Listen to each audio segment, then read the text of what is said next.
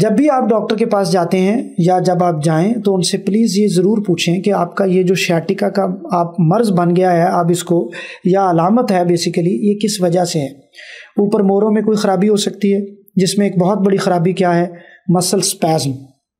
हमारे long sitting posture की वजह से, बैड सिटिंग पोस्चर की वजह से, ऑफिस वर्क की वजह से, खड़े रहने की वजह से या चीज़ गलत उठा लेने की वजह से आपको क्या होता है, पीछे मसल स्पैज़म हो जाता है।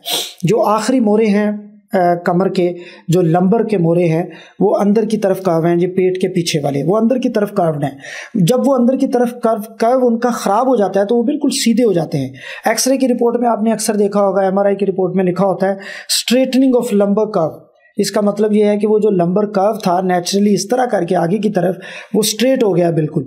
जब वो स्ट्रेट हो गया है तो मसल्स उसके स्पैज़म में हैं, टाइट हैं, वहाँ से आपको दर्द स्टार्ट हो जाता है। इस स्पैज़म की वजह से फिर लोगों को डिस्क का प्रॉब्लम भी हो जाता है बाज़ औक़ात। अब ये स्पैज़म एक बड़ी वजह है हमारी सोसाइटी में जो दर्द है, sciatica है उसकी। नंबर 2 पे क्या हो जाता है, डिस्क का प्रॉब्लम हो जाता है। डिस्क अपनी जगह से हर्निएट करके पीछे चली जाती है। डिस्क का खास कर जो पानी होता है अंदर वाला, वो बाजू का सूख जाता है, डिजनरेशन हो जाती है उसकी। डिस्क हाइट कम हो जाती है। दोनों मोरों के दरमियान जो कुदरत ने डिस्क रखी है, जो बेसिकली उसको फ्लेक्सिबिलिटी प्रोवाइड करने के लिए है और उसके प्रोटेक्शन के लिए है, जब वो कम हो जाती है तो फिर उसका फंक्शन ख़राब होने से वहाँ दर्द स्टार्ट हो जाती है। या वो पीछे आती है तो वो हराम मगज़ में चुभती है, उससे जो नीचे नसें आ रही हैं उनमें चुभती है, तो फिर वो नीचे दर्द आना शुरू हो जाती है। फिर एक बहुत बड़ी वजह बाज़ औक़ात जो रेयर कॉजेज़ हैं उसमें क्या आ जाता है कि वहाँ पे इन्फेक्शन है पेशेंट को, वहाँ पे ट्यूमर है पेशेंट को, कोई स्वेलिंग है पेशेंट को। ये वो चीज़ें हैं जो कम होती हैं लेकिन ये भी बाज़ औक़ात एग्जिस्ट करती हैं। या फ्रैक्चर होता है पेशेंट को। इन सब चीज़ों की वजह से, इन अमराज़ की वजह से आपको जो अलामत आ रही होती है वो एक ही है मोस्ट ऑफ द टाइम, और वो क्या है, कमर में दर्द, दर्द का टांग में जाना, टांग का सुन होना, उसमें कीड़ियाँ चलना, उसकी नमनेस हो जाना। सो इसको जनरलाइज लोग कह देते हैं sciatica। ये sciatica कोई मर्ज़ नहीं है, ये एक अलामत है। अच्छा, अब एक चीज़ मैं यहाँ पे आपको ज़िम्नन बता दूँ, जितने भी हमारे यहाँ लोग कमर दर्द के साथ घूम फिर रहे हैं, 60-70% प्रॉब्लम्स लाइफस्टाइल की ख़राबी की वजह से हैं। अब इस बात को मैं लिंक करूंगा अपने उस सवाल के साथ जो शुरू में मैंने पूछा कि नौजवानों में आजकल बहुत ज़्यादा क्यों हो रहा है। मेरे सामने जो नौजवान खड़ा है वो कैमरे पे खड़ा है, मेरे जो प्रोड्यूसर हैं, मेरे जो एडिटर हैं, पूरी जो टीम है, इर्द गिर्द के जो लोग हैं, हम हैं, आप सब हैं। क्या होता है, हम बैठे रहते हैं। कल मैंने एक पेशेंट का मुआयना किया जिनका काम क्या है कि वो ये ट्रांसपोर्ट का काम करते हैं, ऑफिस में बैठते हैं, उनकी गाड़ियाँ चलती हैं, वो हिसाब किताब करते हैं, बैठे रहते हैं सारा दिन। अब उस बैठे रहने से क्या होता है, जो हमारी पोस्चर है पीछे का बैठने का, अक्सर जो चेयर होती है पीछे से वो स्ट्रेट होती है।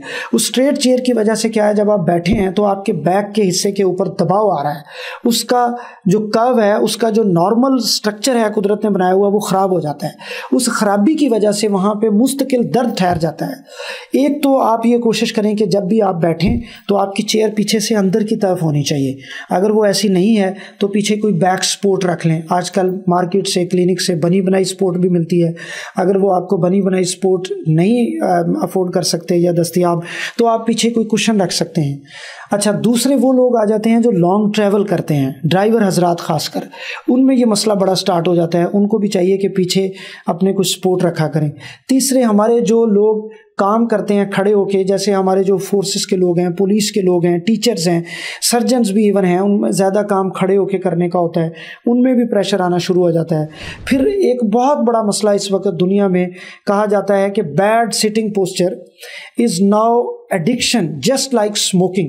जिस तरह स्मोकिंग जो है वो ख़तरनाक है आपकी सेहत के लिए, उसी तरह बैड सिटिंग पोस्चर भी ख़तरनाक है। वो क्या करता है, बैड सिटिंग पोस्चर ऑफिस में क्या होता है कि आप बैठें, आपका जो टेबल है वो आपको ऐसे उसके ऊपर झुके हुए हैं, आप झुक के काम कर रहे हैं। उससे क्या हो रहा है, आपके एक तो ये सारे जो हेड है उसका प्रेशर आ रहा है मसल्स के ऊपर, नेक मसल्स के ऊपर, फिर पीछे बैक, और फिर पीछे ये लोअर बैक आपकी सारी टाइट हो रही है।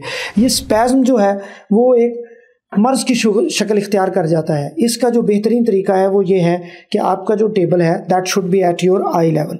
آپ کی جو اسکرین ہے، آپ کی جو فائل ہیں، فائل ورک آپ کرتے ہیں. پرانے وقتوں میں ہم دیکھتے تھے ایک بنی بنائی ایک ایسے ٹیبل سا آتا ہے، اوپر سپورٹ سی آتی ہے جو آپ ٹیبل کے اوپر رکھ لیتے ہیں اور اس کے اوپر فائلیں رکھ کے لوگ کام کرتے ہیں، یا لیپ ٹاپ رکھ کے لوگ کام کرتے ہیں. تو اس چیز کا استعمال بہت ضروری ہے. آپ کا جو بیڈ سٹنگ پوسچر ہے وہ ایک بہت بڑی وجہ ہے نوجوانوں میں، اور ایک جنرلائزڈ جو بیک پین ہے اس میں. پھر ایک بہت بڑی وجہ بن رہی ہے موٹاپا. ویٹ کا زیادہ ہونا کیا کرتا ہے، آپ کی بیک کے اوپر پریشر ڈالتا ہے. اس پریشر کی وجہ سے مسل اسپیزم بھی ہوتا ہے، ڈسک کے پرابلمز بھی ہوتے ہیں. خواتین میں ود ڈیو رسپیکٹ یہ مسئلہ زیادہ ہے. میں ہمیشہ اس طرح معذرت کر کے یہ بتا دیتا ہوں، لیکن ہمارے ہاں جب بچے پیدا ہوتے ہیں اس کے بعد وہ اس کا خیال نہیں رکھتی تو وہ بگڑتے بگڑتے مسئلہ آگے زیادہ چلا جاتا ہے اور ویٹ گین ہو جاتا ہے، اور پھر لوور بیک جو ہے وہ بیچاری چیخیں مارنے لگ جاتی ہے کہ جی میری جان چھڑائیں اس ویٹ سے. تو پلیز جب آپ اس ویٹ کو بڑھ رہا ہے آپ کا ویٹ تو وہی بیسٹ ٹائم ہے اس کو دیکھنے کا. پھر ویک مسلز اس کی ایک بڑی وجہ ہوتے ہیں. ہمارے ہاں لوگ ایکسرسائز نہیں کرتے. بڑی کامن ایکسرسائزز ہیں، آپ سٹ سٹینڈ کر لیں جو اٹھک بیٹھ کے ہوتی ہیں، یہ ضرور کریں. آپ آگے کی طرف جھک کے اپنے گھٹنے موڑے بغیر اپنے پیروں کو ہاتھ لگائیں، اس سے آپ کے مسل اسٹرانگ ہوتے ہیں. پھر کور مسل اسٹرینتھنگ ایکسرسائزز ہوتی ہیں، وہ آپ یوٹیوب پہ دیکھ لیں، وہ کرنا شروع کریں.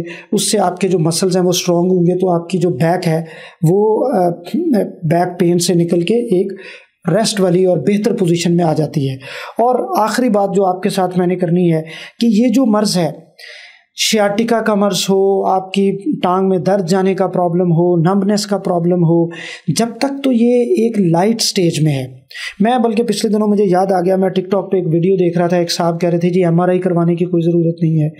جب آپ کا مرض 6-7 ہفتے آپ کی دوائیوں کو رسپونڈ نہیں کر رہا، بڑھتا جا رہا ہے، ڈاکٹر صاحب نے آپ کو کہا ہے، کوئی علامت انہیں ایسی نظر آئی ہے، بخار ہے، وزن بہت تیزی سے کم ہو رہا ہے، انفیکشن ہے، تو پلیز MRI کروائیں. MRI کیا ہے؟ MRI ایک انویسٹیگیشن ہے جس نے کھول کے آپ کو سب دکھا دینا ہے کہ آپ کی کمر کس طرح کی ہے.